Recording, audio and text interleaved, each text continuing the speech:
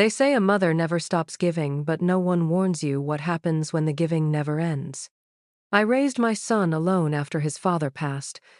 Every brick of that house carried a memory, a prayer, a piece of me. So when I went to live with him and his wife, I thought maybe this was my turn to rest.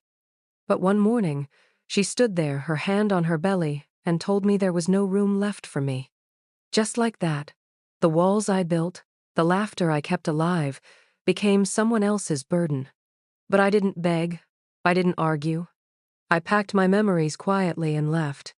What she didn't know was that sometimes, walking away isn't surrender.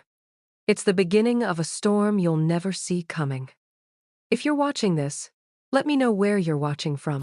And subscribe, because what happened next, you won't forget. The mornings in that house used to feel sacred. I'd wake before sunrise, boil the kettle, and listen to the city come alive, one sound at a time. Daniel, my son, would walk down the stairs, still half asleep, like he did when he was 10. I never imagined I'd still be cooking breakfast for him in my 60s. But after his father died, I promised I'd always be there. And for a while I was, until she came along.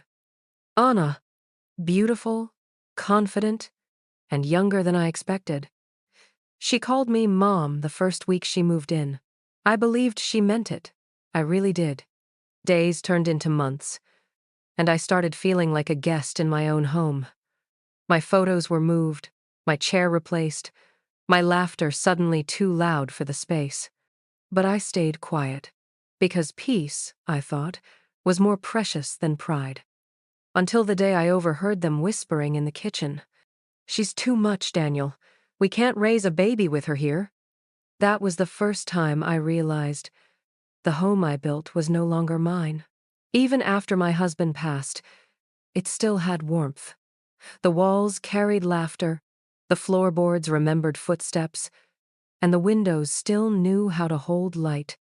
But ever since Anna moved in, it's like the house started whispering instead of speaking. Everything felt smaller, quieter, even me. I'd wake up before the sun and make breakfast like I always did. Not because I had to, but because it gave me purpose. I'd hum softly while boiling the kettle, pretending I didn't notice when they stopped joining me at the table. They said they were busy, but I could tell my presence had become something they had to manage. It's strange how laughter can hurt when you're not a part of it. I used to think silence was peace.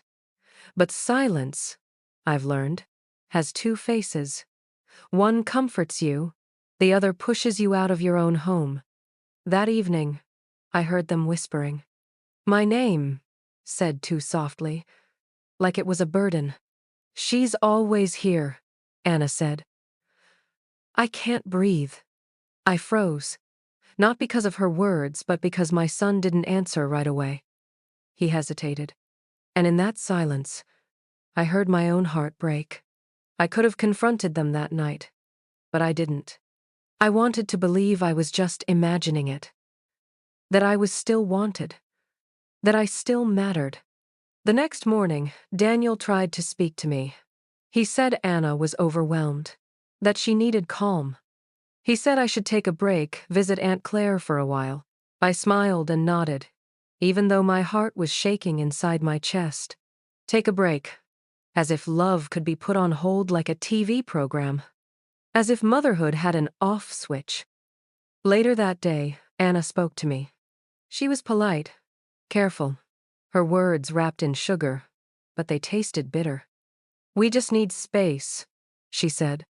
I remember standing there, watching her hand rest on her belly, protective, proud.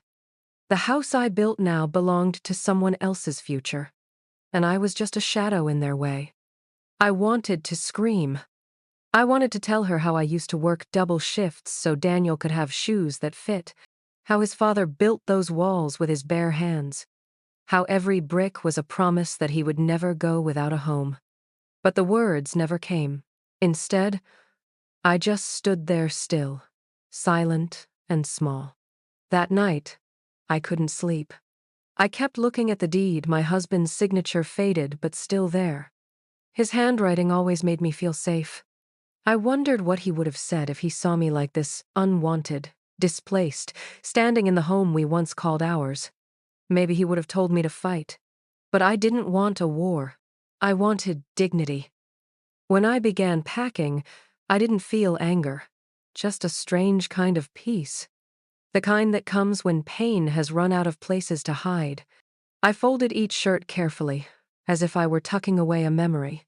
I touched the photo of Daniel as a boy, his smile, his missing front tooth, and I realized that little boy was gone. The man downstairs wasn't him anymore.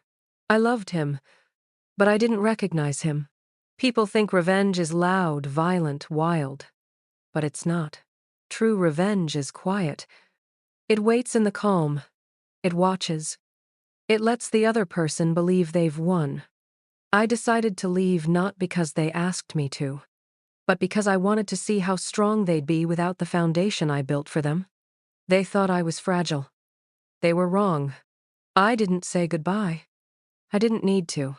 Some farewells are too sacred for words. As I walked away, I remembered the last thing my husband ever told me. Don't let them forget who built this home. And I smiled, because they would learn soon enough. That was the day I stopped being a mother who gave everything, and became a woman who took back her story. The first night away felt strange. The air was colder, but somehow easier to breathe. For the first time in years, I could hear my own thoughts, not through whispers, not through walls, but clearly, like an echo returning home. I stayed in a small guest room at Aunt Claire's. The bed was narrow, the curtains thin, and the streetlight outside painted the room in soft orange. But I slept. Really slept. In the morning, I made tea and watched the sun rise. The sky didn't look different, but I did. Something inside me had shifted quietly, like furniture moved in the night. I realized something then. You don't lose people all at once. You lose them slowly, in conversations that end too soon, in doors that close a second too early, in looks that linger too long. And when they're finally gone, you stop mourning them. You start mourning the version of yourself that needed them. Daniel had made his choice, and I had made mine. I decided not to call, not to text, not even to check if they noticed my absence. Because silence, I learned, isn't weakness. Sometimes it's strategy. Let them live without the things I used to do, the meals, the errands, the quiet care that stitched their lives together. One day, they'll look around that house and realize the warmth they thought was the walls was actually me. I wasn't gone. I was just waiting for them to understand what they'd lost. Weeks passed. I didn't reach out, and neither did they. But one morning, I saw a "for sale" sign outside the house. My house, the one I built with my husband.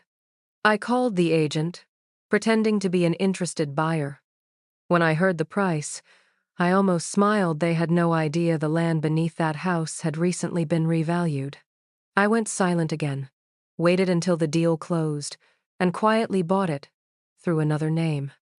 The day they packed their things, I watched from my car across the street. Anna looked angry. Daniel looked tired. I didn't wave, didn't speak, just whispered to myself. You wanted space. Now you have it. I moved back in months later. The rooms were empty, but the silence finally felt like mine. I painted the walls lighter, opened the curtains wide. Every nail I hammered, every floor I cleaned, it was like reclaiming a part of myself. Daniel called once. I let it ring. I wasn't angry anymore. Just free. Sometimes justice doesn't shout. It simply lives well, and lets the echoes of regret do the rest. A year later, I saw Daniel again.